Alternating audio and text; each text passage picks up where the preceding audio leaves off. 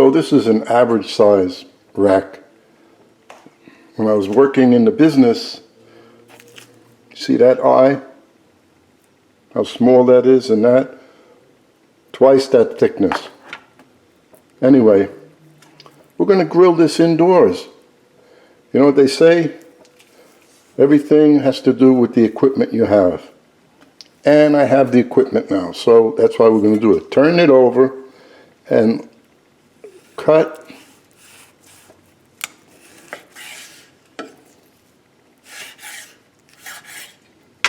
like so. There's the right down the middle.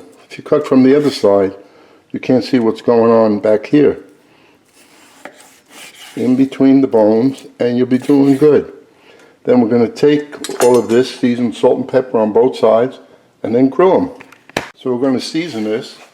Garlic goes great with lamb, but the best one with lamb is really rosemary. And then we'll put some salt.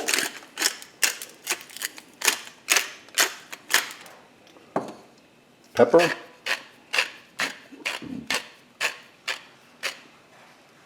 A little more salt, because I'm not going to season the other side.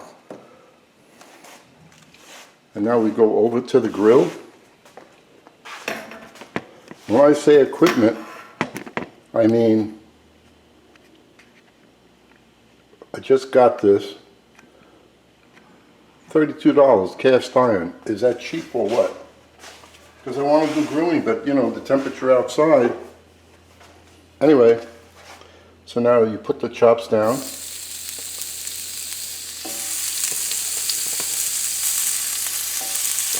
The fan will probably go off automatically.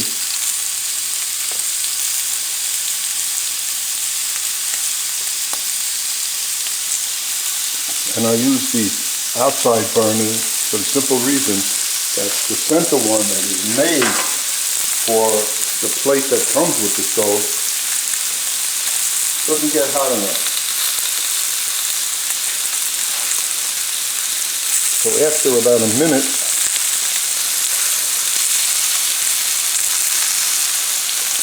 we're going to twist these so we get nice marks on them.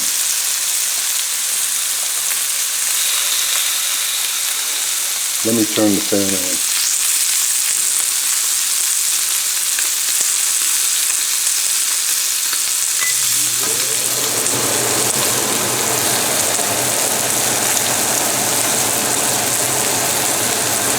If you notice, I didn't oil the lamb at all. You don't have to.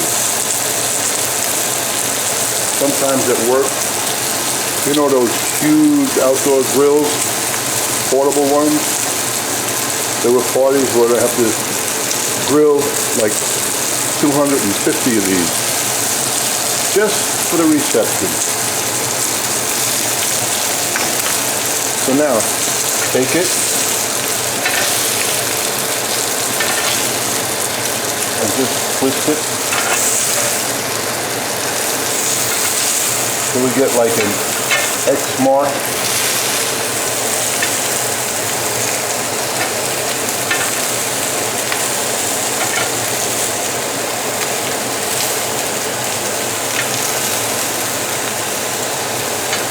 And then the other side, you won't have to do that. Just one side you do it. And then they won't all come off at the same time. You notice this one, the eye is a little small, it's a little larger, small, very large. But to me, this is still easier than to roast a rack of lamb.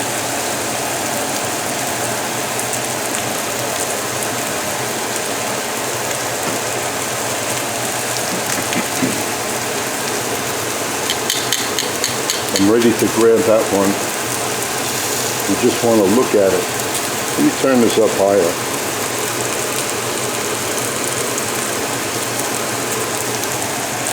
I hope my alarm doesn't go off. I think I shall just open 2 windows right now.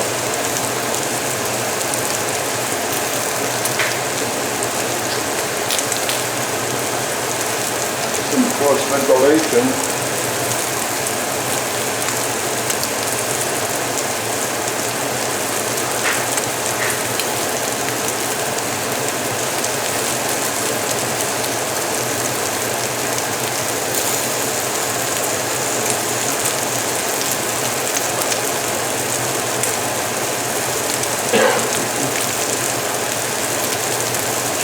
And now we'll turn these. I'm leaving the camera running so you see how long it takes. That's nice. There we get a little diamond shape there. That one's pretty good. Oh, that one wasn't as good.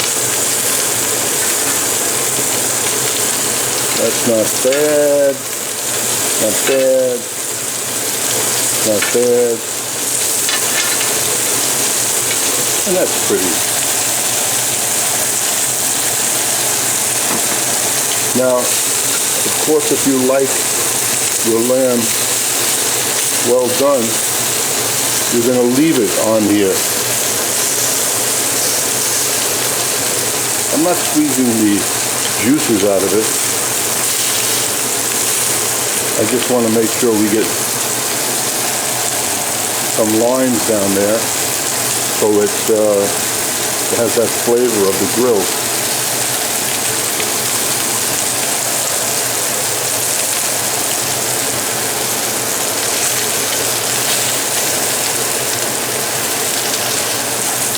Just like a steak.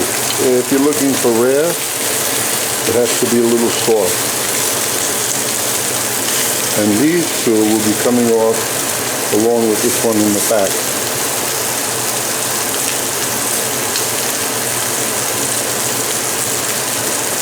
It's boring watching this, isn't it?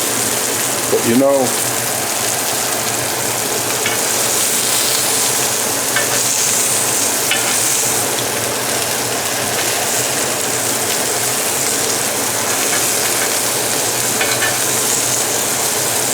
like I said, the equipment matters. And this is the same side as they do in commercial, that they use in commercial kitchens. One side has lines, the other side is flat, like a griddle. Cast iron. Working much better than the plate that you get that comes with the stove, which is aluminum, most of them. At least mine is.